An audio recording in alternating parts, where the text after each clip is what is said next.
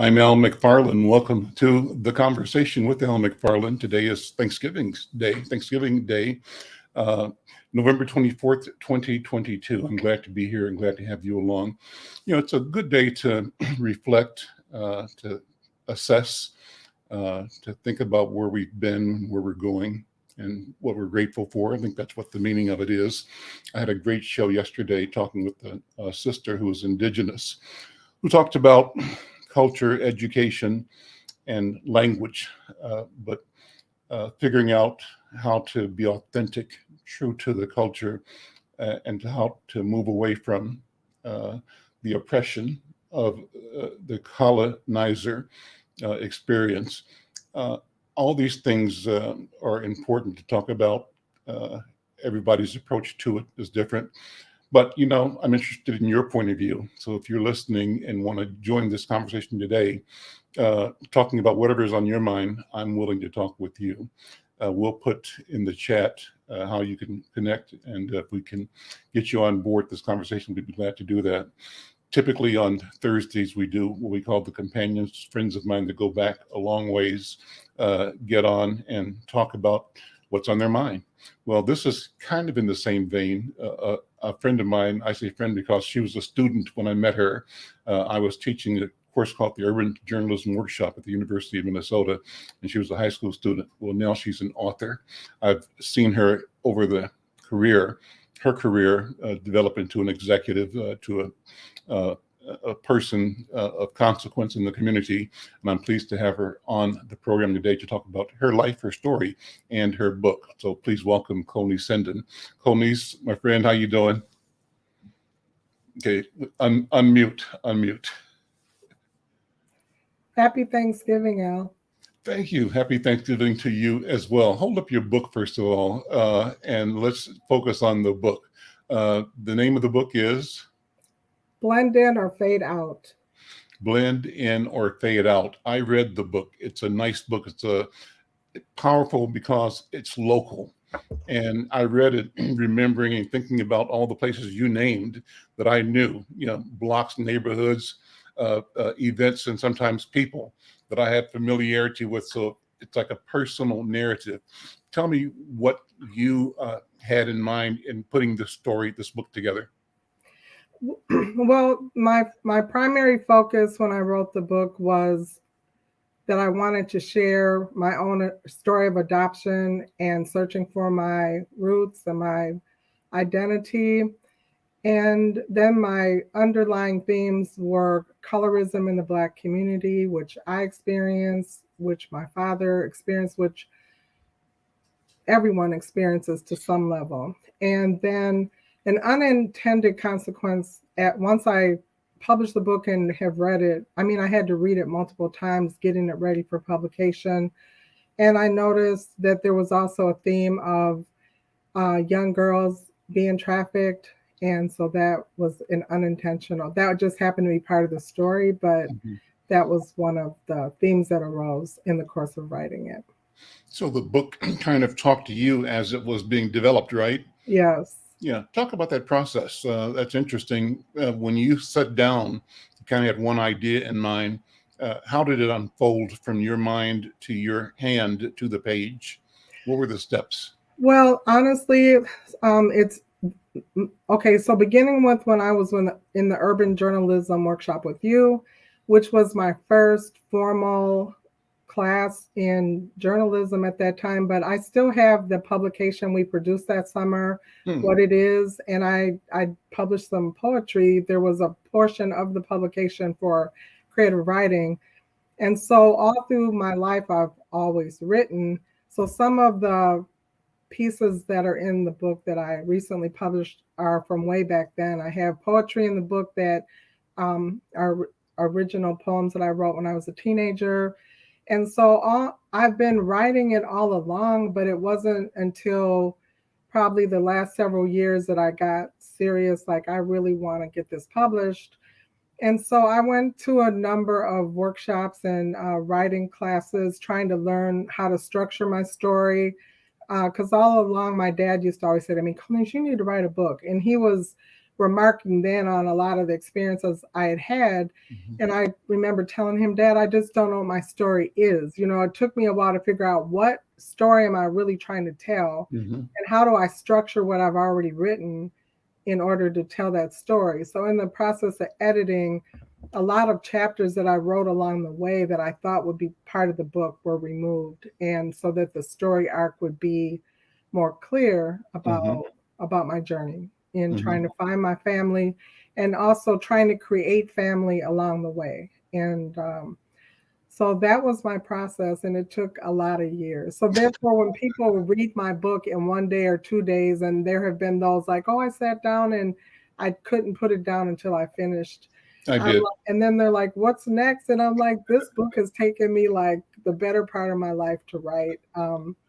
And so, I mean, What- I don't know. It's like this has all been within the last 8 months, Mhm. and I'm in the what I've been working on throughout this year. It's like I kind of set this year aside to market my book and Mhm. get it out. So I don't know. It's like I don't know for sure yet if I'm going to publish something else, Mhm. but time will tell.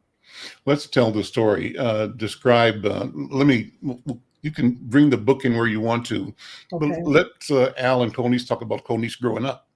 You know, Okay. and you can refer to the book as you want to, or say what you highlighted in the book. But I'm interested in knowing you. You've already talked about colorism in the community. I think identity. So, what is the identity quest for you? So What was it?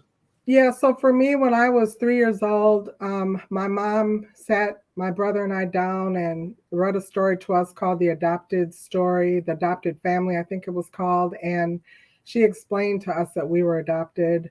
And I was pretty young. I still remember that. People have asked me, oh, you seem to have very vivid memories. And some things you never forget. And that was one of them. So that kind of planted a seed in my mind as a young child, like, well, who am I? Where did I come from? But it wasn't until I got older that I really started really wondering. But as a child, we grew up in South Minneapolis, on a block, a block that's probably not unlike other blocks in Minneapolis. And I am so thankful looking back on my childhood that we lived in a neighborhood. It was a Black neighborhood. It was now I understand redlining and I understand segregation and housing patterns and all that, but I didn't know all that then. I was just part of a community that was a Black community in South Minneapolis, and I went to a pretty predominantly Black school for the first 4 years of my life. I went to a Black church. My life, even in the midst of Minnesota, which at that time had, I think, maybe 1% total Black population in the whole state, my life was very Black. And so that was, and I grew up in a very, my mom and dad were successful, my adoptive parents. My dad was a banker at Northwestern National Bank. My mom was a nurse. When I was a child, she worked at Hennepin County, well, it was called General Hospital back then. And then when Pilot City Health Center was launched in North Minneapolis, she left General Hospital and she was a nurse at Pilot City Health Center. And so I had a very stable upbringing when it came to my family. But around me, this is the thing. It's like what's going on in your household isn't always what's going on in your community. Mhm. And at the time I grew up, everyone lived together. There was not, in Minneapolis at least, I know in other parts of the country, there are probably like middle class Black neighborhoods and upper class Black neighborhoods. But when I was growing up, everyone lived in the same community. So you would have doctors. Our family doctor lived across the alley from us. Mhm. And you would have a lot of prominent Black people living in the community. And then you had others that were not so prominent. So there was a mixture and very diverse um, in terms of socioeconomic levels. So I was exposed to everything and everybody. And I really believe that gave me a very rich childhood and a rich perspective about all the different types of people that are in the world or that inhabited my community as a child. What did you mean when you said what's going on in the house was not the same as what's going on outside of the house? Because inside my household, my mom and dad were raising me with certain values like Sunday school and church on Sunday. My mom and dad exposed my brother and I to a lot of activities and events. Like, for example, she connected me with you when I was a teenager. Jack and Jill, we belong to that, like to give us enrichment opportunities. So that was my life inside the house. And then outside the house, there were other families. You know, my mom and dad tried to shelter us from a lot of things, but when we got to school, you know, there was all kinds of other things going on, like you know, things that I wasn't exposed to at home, put it like that. Mm-hmm, mm-hmm. Well, you talked about one of the things that emerged in your compiling all of the chapters that kind of you wrote over your life was an awareness of the problem of trafficking in our community. Talk about that. What did you learn? What did you know? And what does it mean for our community? Before you do that, let me bring in one of my colleagues, Dr. Irma McClaurin. I don't know if you know her or not, but she's Hello. just a wealth of knowledge, inspiration, power, former president of Shaw University, North Carolina, former president or leader, vice president at the University of Minnesota. She's the one that created UROC, built it and organized the program and worked with me in creating a multi-million-dollar project for broadband awareness and adoption funded by the Obama administration, I think, at that time. ARRA, yes. Yeah, ARRA. So, Irma, good to see you. Nicole Niece and I go back because she was a high school student when I was at the Urban Journalism Workshop back in the 60s. And so Which you need to resurrect. I've been saying that. Yeah. You need to resurrect it, right? I think you've been saying it. She's living proof of it. I think now is the time. Exactly.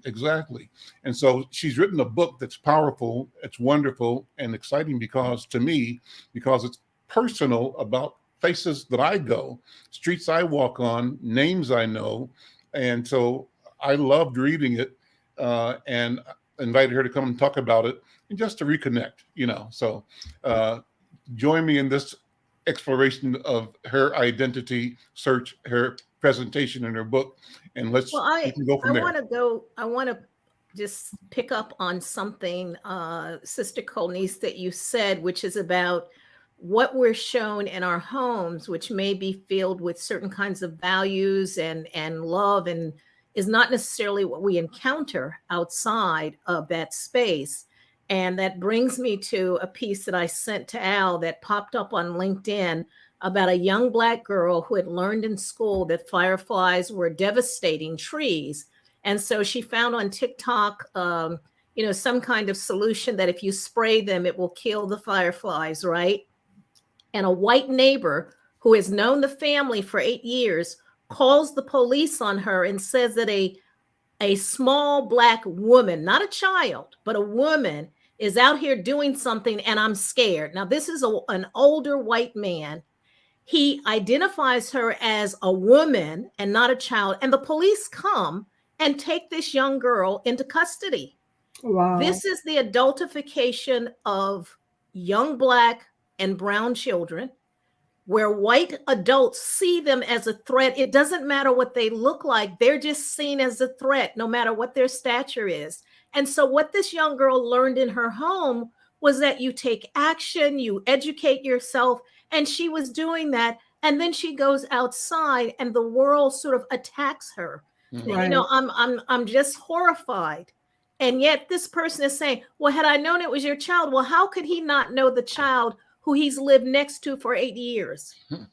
Because they don't see us as individuals. They see our skin color, and then that's as far as they want to go. And this is something this could have ended tragically, right? It could Truly. have ended in tragedy. So I think, you know, one of the things I'm working with now is a grant that is funded by Alumni Ties, which is from the Fulbright Foundation and the U.S. State Department. And it's a grant to work on Black narratives in Rochester, New York, of healing, and you know, that we're going to preserve. But one of the things we asked them to do, which connects to your book, is we asked each person participating to take an image of a place in Rochester, New York, that as a Black person, they feel included or excluded. And I think as we look at these streets and places, what are the places where we feel welcome? And what are the places that we feel unwelcome? Yeah.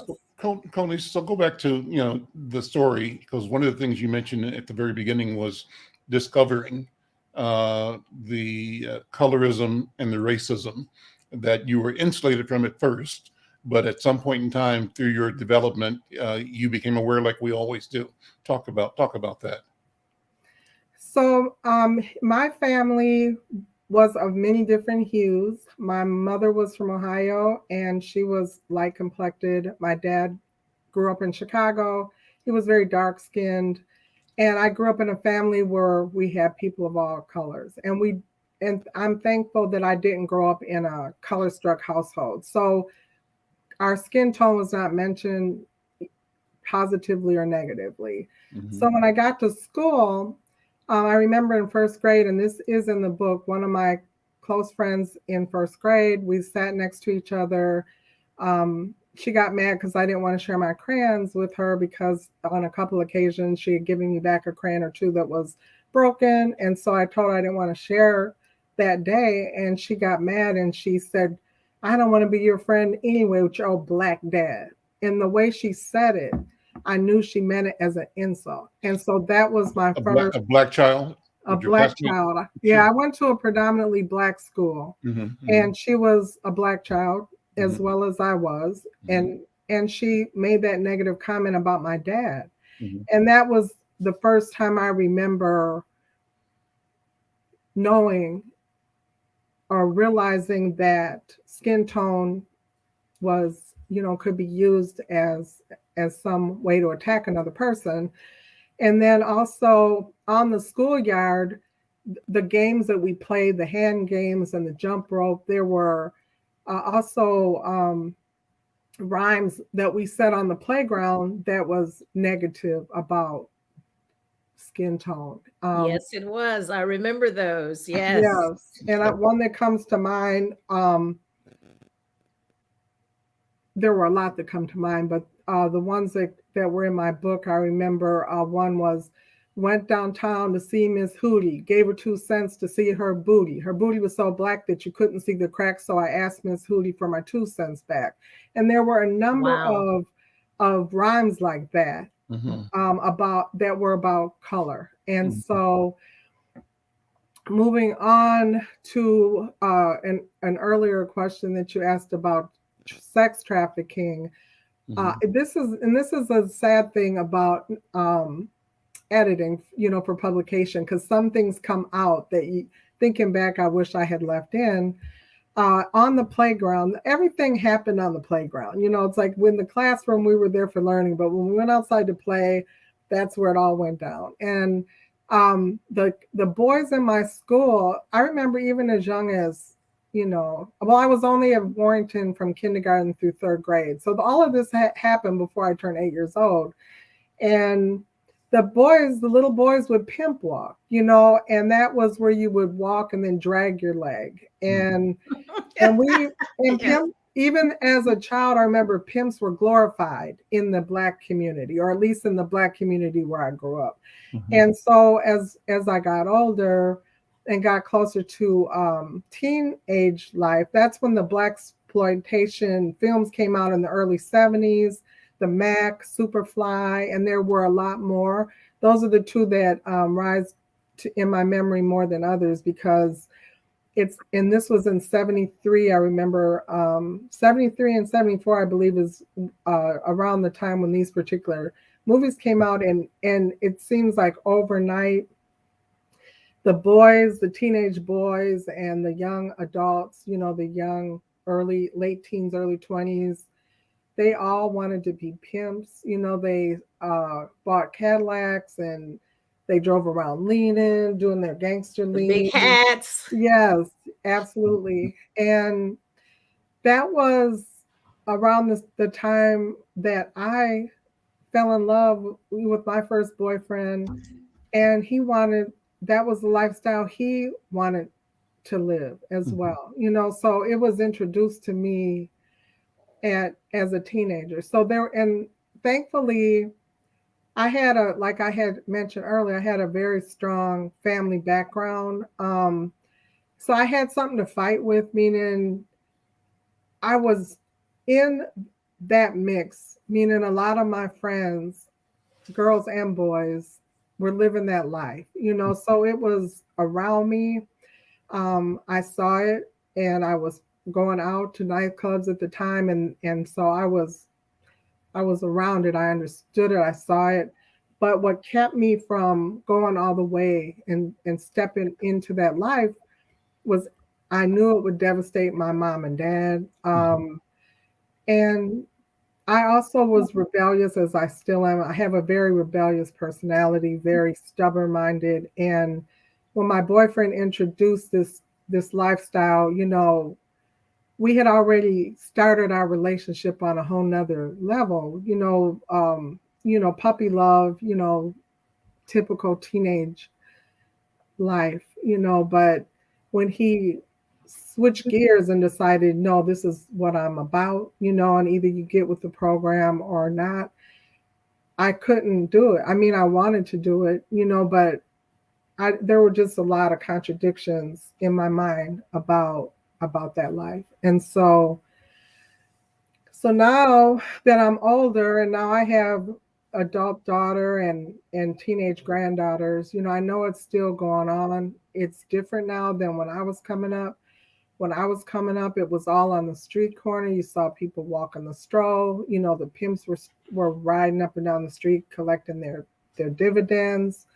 And now it's more online, and it's in the hotels and in houses. And I don't see it, but I know it exists because for example, I've been sick the last few days, and I've been at home watching Netflix. And one of the documentaries that I watched was about a young lady named, I may get her name wrong, but I think it's Cyntoia Brown, and she was from Tennessee. And she went to prison at 16 for killing a customer, and they gave her life in prison. But her conviction was ultimately overturned but it took many, many years. I mean, she was in there a long time, but the reason it was able to be overturned because I think her conviction was overturned in 2019, maybe.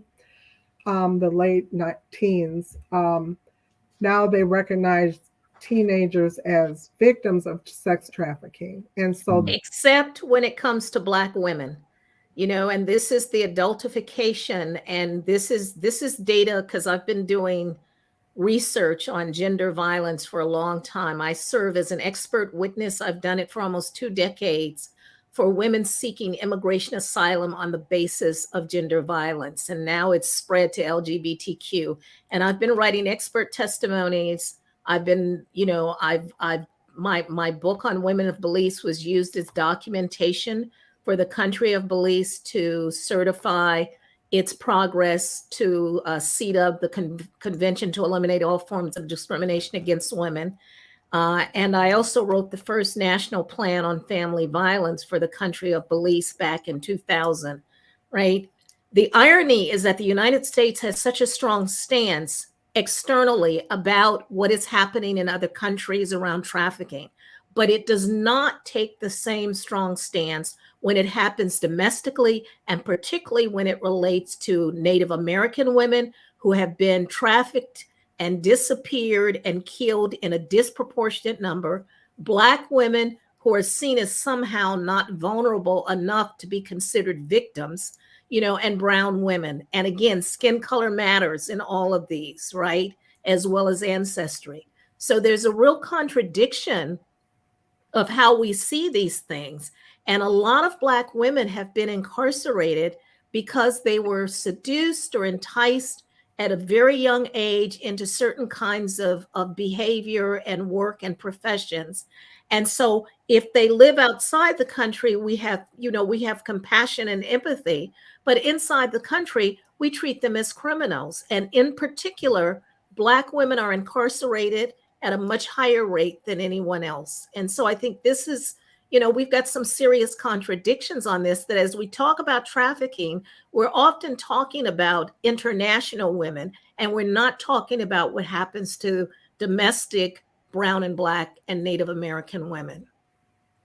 And I know when I was a teenager, it took me a long time to mentally wrap my mind around the concept of being trafficked, because the young women, and even now, I mean, there is a segment of society that still glamorizes that life. And so a lot of the young women that I was in contact with used to brag about the money they could make. And it was a badge of honor, you were the bottom hoe, you were the money making, and I won't use the language, but there was this pride about it. And then there was the era not long ago, I'm in love with the stripper, and there's this it's still being glamorized in low-income communities. And I don't think a lot of young women realize that they're being trafficked. I mean, unless they're actually being held hostage against their will, it's a psychological thing going on. And part of the psychology of trafficking is the belief is seducing young women who already feel unloved in this culture. Where are the positive images and the images that say Black women or brown women are beautiful, that they're valued? So they're growing up with negativity about who they are and what they look like. And someone comes along who says, well, I think you're beautiful, or I think that you can use like your looks to do X, Y, and Z. And so they drink the Kool-Aid. But they're no different, what we might call, the Stockholm effect. They have been brainwashed into believing that this makes them valuable. This is something that elevates them in a culture that is constantly feeding them negative images over and over again. Again, we have great empathy for people who are subjected to these kinds of conditions outside the country. But when it comes to looking at domestic Black, brown, and Native American people who are indigenous to this country, we don't have the same compassion, nor do we take the same action. And there are studies that when I was doing the academic research on gender violence, where people had talked to police, white policemen, Black policemen still think that Black women cannot be raped. And so if you start with that as a premise, then the people who assault them get lesser sentences than with white women. They are seen as less believable in terms of being, witnesses to the crimes against them. And so most women don't even bother to report, what happens. And I'll give you a good example. The recent, 6-7 months ago, the young woman whose a fiance killed her, Gabby, all over the news. But there is a young woman, a Black woman, who answered a dating app in Connecticut, and there was virtually silence about the fact that she was murdered as a consequence of answering that app. And so we have white blonde women. Everybody wants to know, and for months and months and months, she's in the headlines. Black woman gets murdered, and we hear nothing. We hear absolutely nothing. And it is that silence, I think, that drives young Black women into situations where someone gives them the rhetoric that says, I think you're beautiful. I think you're wonderful. You're of value to me because you can help me make money. They drink, unfortunately, the Kool-Aid. Right. And on the flip side of that are the men who don't have, in this country, Black men do not have a lot of economic opportunities that are legitimate. now that has changed a little bit, but not a much. little bit, but not much. And so there's two sides of the coin. So you have Black men who want things too in this world, who want material things and limited opportunities. So there's this underground economy that develops, and there's a lot. There's a glamorization of our Black men who are making it big in illegal activities. Now, when I was coming up, it was pimps. The next generation, it was the dope dealers, and it just keeps on coming. So I don't look at the women as victims without looking at the men as also being victims too, because one of the men in my book, who was part of a large pimp ring and wound up, he and his whole family went down. I mean, and it again, at that time, when I saw him and all his family members, brothers and nephews on the news, the 6 o'clock news, and they were being indicted as part of this pimp ring. And I remember being startled. I know this sounds crazy, but I really had to stop and wonder, is pimping illegal? I didn't know. And so he got like 40 years in the penitentiary. His nephew got 70. And so they're selling sex, but then there's like Hugh Hefner, who's also selling sex. Sex sells. It just depends on how you're selling it and who you are and what color you are. And I'm not, trust and believe me, I do not, at the stage of life I'm in, I don't want anybody who's watching this or who's listening to think that I think it's right. No, I don't, but there's still this double standard. Absolutely. When I worked as a court reporter, and Judge Pamela Alexander is the one who brought the attention to the crack cocaine versus the powder cocaine, and how Black people were being sent to long prison terms for small amounts of crack, where their white counterparts were getting little or no time for powder. So there's these double standards, and that's what the birth to prison pipeline or whatever it's called. That's why it keeps on. That it's just modern day slavery. And I think it's important to understand. I wrote a piece published in Ms. Magazine after the Me Too 2017. We must shatter the silence and shift our sexist culture. And what I say in that is, like racism, sexual harassment is based on socially engineered ideas, not biological facts, including the notions that women are the weaker sex, that women are intellectually inferior to men, and that it is the divine role of men to rule over women, especially sexually. These beliefs are so deeply ingrained in our society that boys grow up unaware of the toxic social ideas they have absorbed, which position women in subordinates to them with less value and power. So I know that men are also socially, constructed in this way. Men are not born this way. There's nothing biological that makes men want to have this kind of relationship with women. It is socially constructed. And so the question is, what are the messages that we're sending our boys? What are the messages that we're allowing them to absorb through television, through TikTok, through films, through the videos, through certain kinds of rap songs that denigrate women? These are all part of where parents and the community have a responsibility to offer alternative visions of what is possible in relationships. Yeah, absolutely. I totally agree. Unfortunately, I'm old enough now to see how things generation. I've lived long enough now to see what I observed as a teenager and watch generations be born after that. So I can see what was going on with the great grandparents and see what's affecting the great grandchildren. And it's going to take a lot of work, and it's going to take a lot of, as you said, public awareness, public education,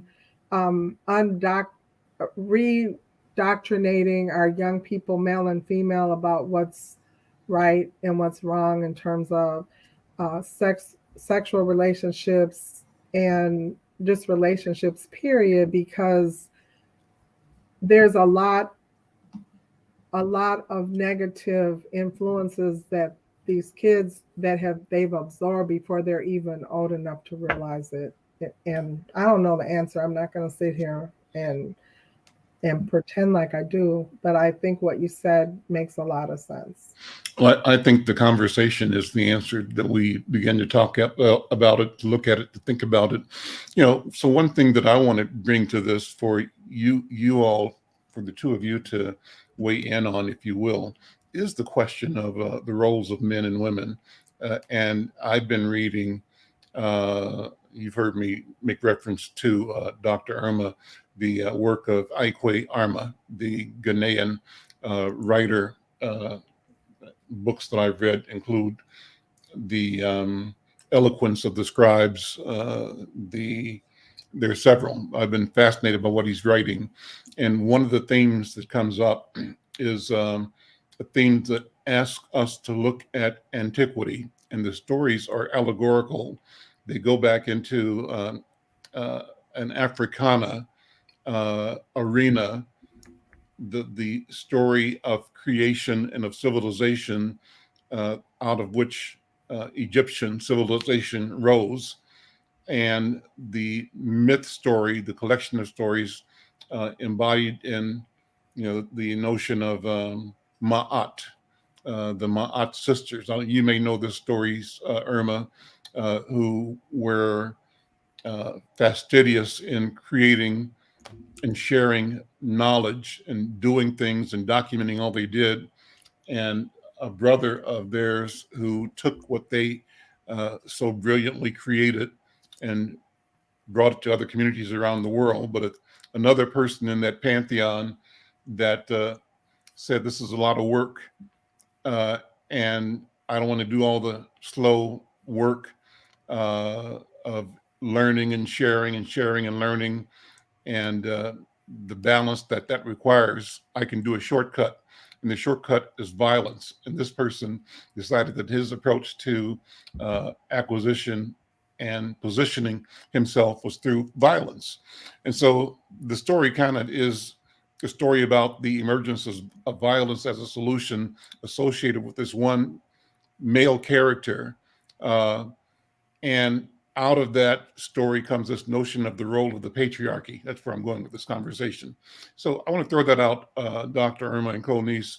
What ought we be looking at in how our society, how the world is organized?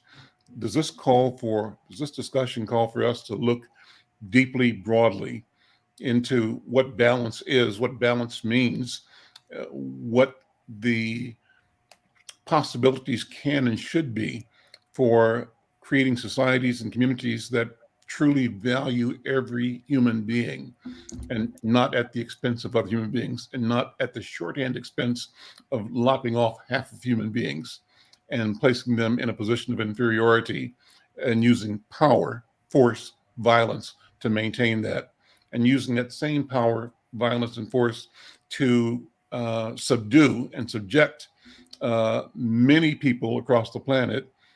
A principle then is that with violence, with power, a few can enjoy the benefit of the world, while at the expense of the many. The minority control over the broad society, the domination, subjugation of the many. So I'm rambling, but Irma, jump in. I mean, I think one of the challenges is that we know that the belief that women are sort of the lesser sex goes back to antiquity. And so I think we have to be very careful about wanting to find a solution to modern day social relationships between men and women in ancient times, when there also was disparity there. Women were not allowed to be rulers. Maybe there were queens in some You know, we know that matrilineality was strong, but it also under colonialism got disrupted. And what we're doing is looking at colonizers who actually documented some of this. So it's not like we can always rely upon even what is documented in those ancient texts, because they're being translated, they're being redone. And so I think we have to find new ways of dealing with each other, being with each other as friends, as partners, as spouses, as whatever the relationship is, even as siblings. We have to find new ways of being that are humanizing and not denigrating, and does not require dominance, as Eric Wolf used to say, power over, as opposed to power to. We need to figure out ways to support each other in empowering ourselves, so that when we come together as a collective, we come together as a stronger force. Conies, what do you think? What do you see as, I know none of us has the answer, but together I think we create answers. What do you think? Well, I've been sitting here listening and trying to think of ways within the African American community to strengthen it. And I think that we have to buy back into the fact that people over money.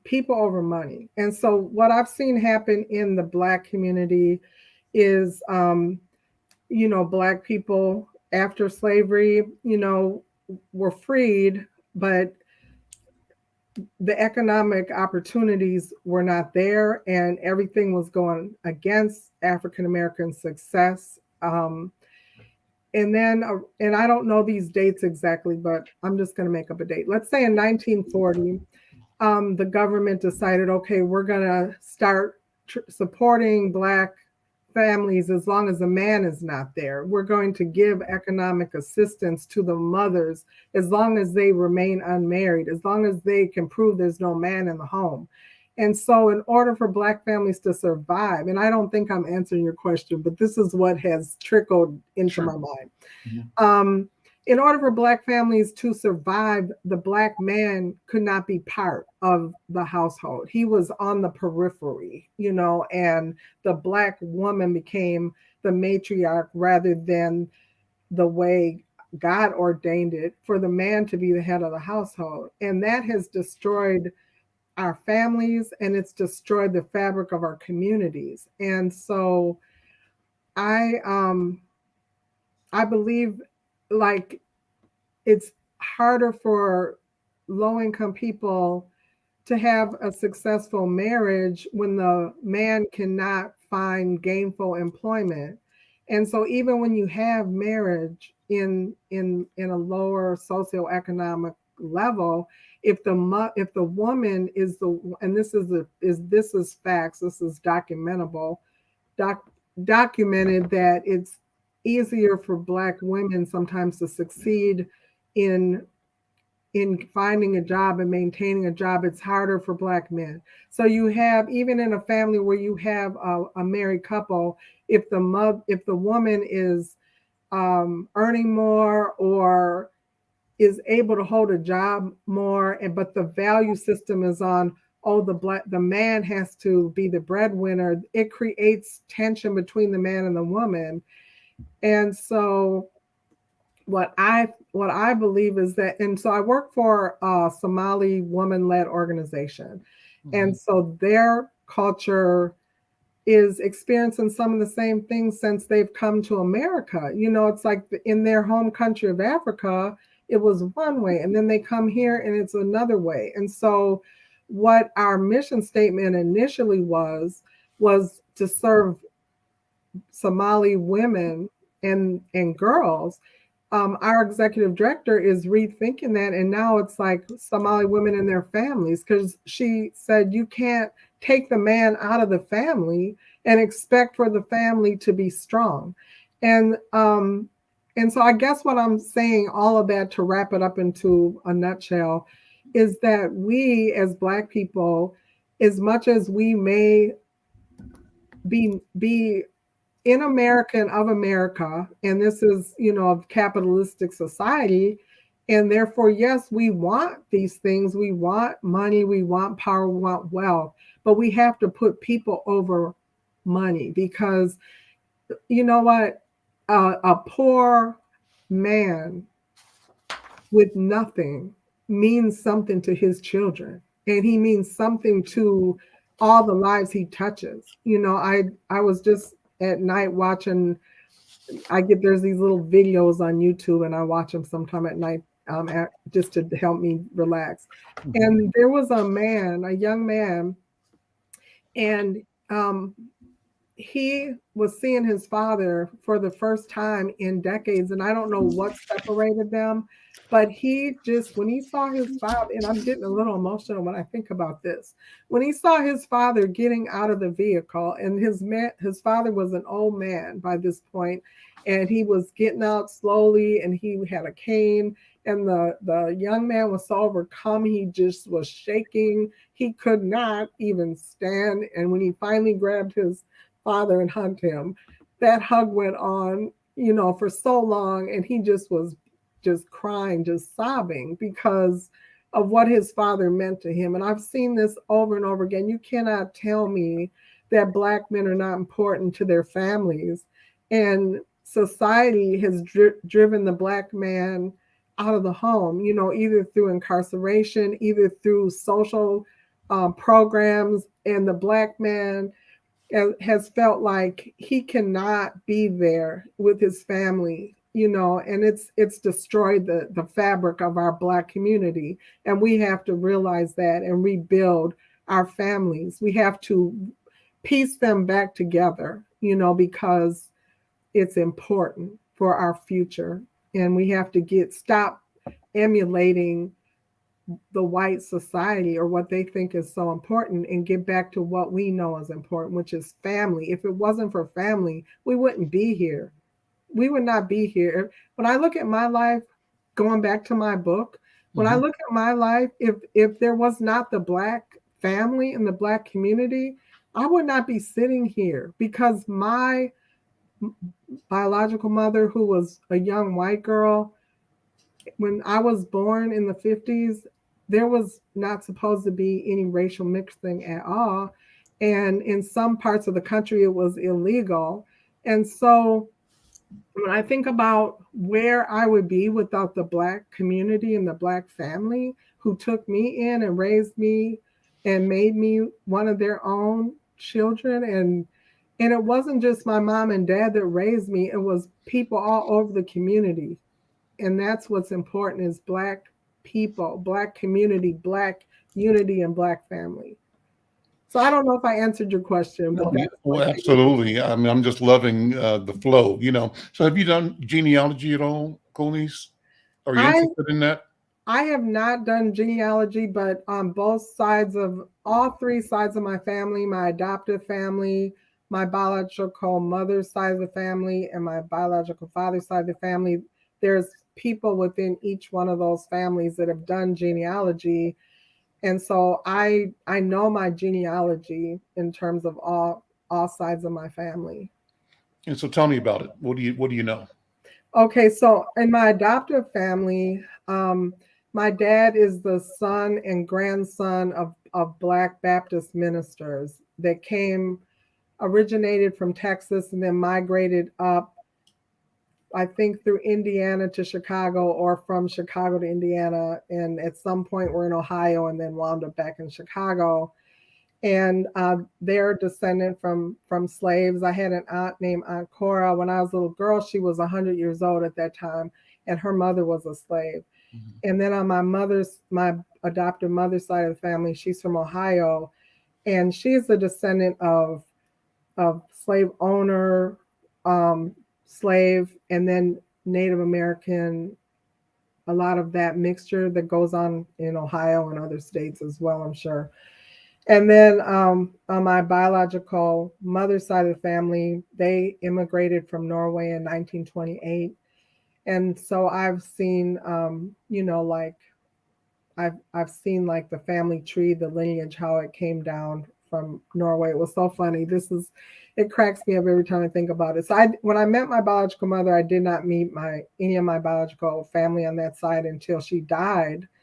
And so when I went to my biological mother's funeral, that's when I first met my extended family on that side, except for I had one uncle who was a Northside police officer who I met after a bank robbery at the bank I worked for at that time on Plymouth Avenue. Mhm. But anyway, so my uncle was sitting in front of me and he was pointing out everyone as they came because he knew who I was. He knew I was his sister's child that she had given up for adoption. So he was pointing out all these people as we came to the door saying, oh, and that's so-and-so, and that's so-and-so, and that's so-and-so. He just came back from the motherland. And I'm picturing Africa in my mind because that's my, association with the motherland. And I said, he did? He just came back from the motherland? And he said, yeah, he just got back from Oslo, Norway. And that just made the bubble pop. And, So then on my biological father's side of the family, they were from Missouri. They were, goes back to slavery in Missouri. And my great-grandfather, who he had like 12 children by one woman and he had 5 children by another woman.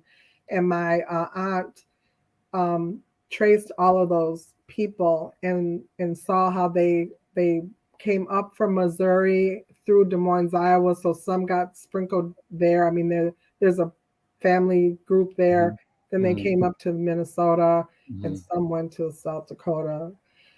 So, but some of them originated as slaves over in Virginia. There was like a great-grandmother over there and I don't, I would love to know how people landed in Minnesota. I'm still trying to figure out why did people come here? It seems so far off of the beaten path, but the railroads are what I've been told. My biological. Well, before Minnesota was a state, it was the territory that led up to Canada. Look at where it is in proximity to Canada. Right. So the North Star is a TPT documentary that documents not only the interaction between Blacks and Native Americans, who still represent 12% of Minnesota's population, even though they tend to be invisible most of the time. And African Americans who were either freedmen or post-Reconstruction escaping and on their way to Canada. Many stopped in Minnesota because it wasn't a territory at that point, and whether it would become a territory that would allow slavery or not was still at issue. But at that moment, it was not a slave-holding state, and so people were free. And of course, we have the Dred Scott case, which does take place in Minnesota. But, many people, and then you also had the railroads, the sleeping car porters. Many of them stopped along the way, and some actually came back and settled in places that are outside of St. Paul and Minneapolis.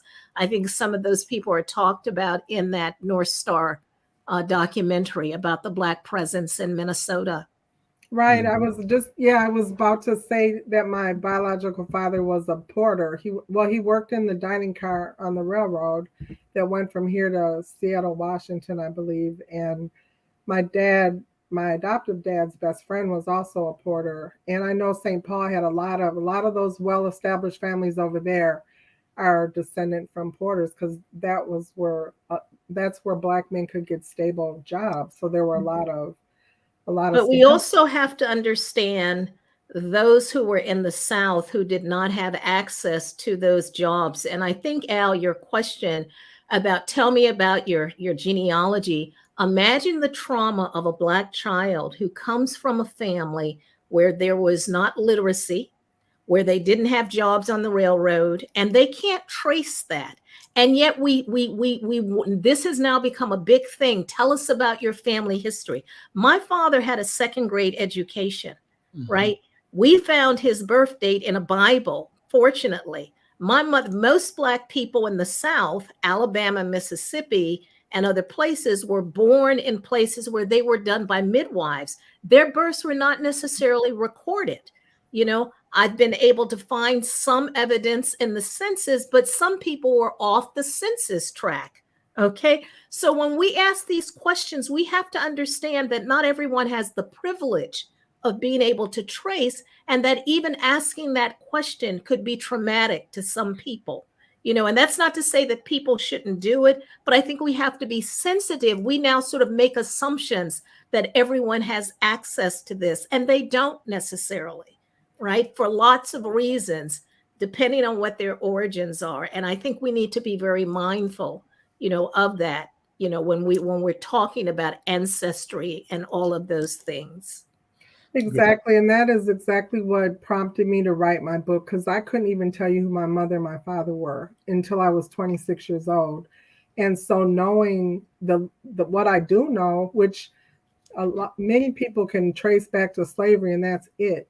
I couldn't tell you what part of Africa any of my genealogy came from, but knowing what you can know, like you said, the Bible, that's a great source in most Black families to find out who was who. That was written down. If they have it, often these were lost as people made these remember, Blacks moving from the South to the North is the largest internal migration of any people in the history of this country.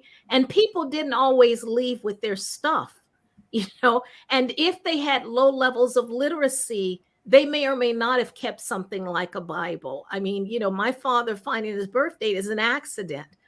Someone kept it, but not everybody had access to those kinds of resources, and I think we just have to be mindful, and that's part of why I've started my archive, is to get people to start putting their stuff and preserving it so that we can trace as much stuff as we possibly can.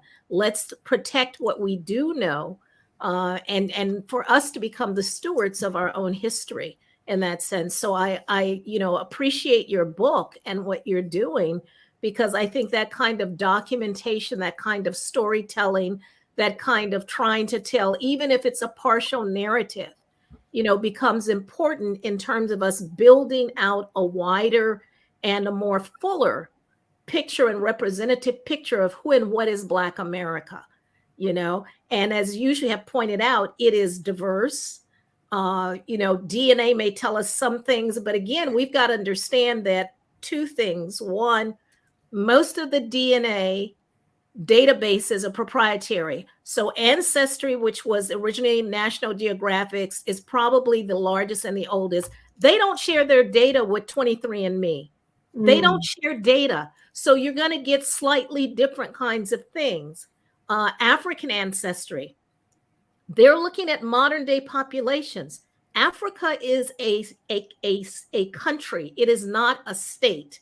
And so you have boundaries that were set by colonialism. So the people who are there now may not have been the people who were there back, when the first Eve was there. So we have to be, we have to take these things with a slight grain of salt, because they're not perfect kinds of designations in that sense. I mean, you look at my DNA profile from Ancestry, and they're like 5 or 6 different countries. Majority is Nigeria, but I got Mali, I got, Bantu, I got, all kinds of things. It's like, how can one person hold that in them? And then we also have to acknowledge the European ancestry, whether we like it or not. This hair didn't just come from, no place, and so we have to keep those things in mind, that these are, they give us glimpses, but they're not telling us the complete truth with a capital T, because they're also part of that constructed history, in that sense. We're out of time almost. Colnice, why don't you share your image of your book again? Yes. Invite people to go somewhere and pick it up, to buy it, or to write or call. We want to sell some books.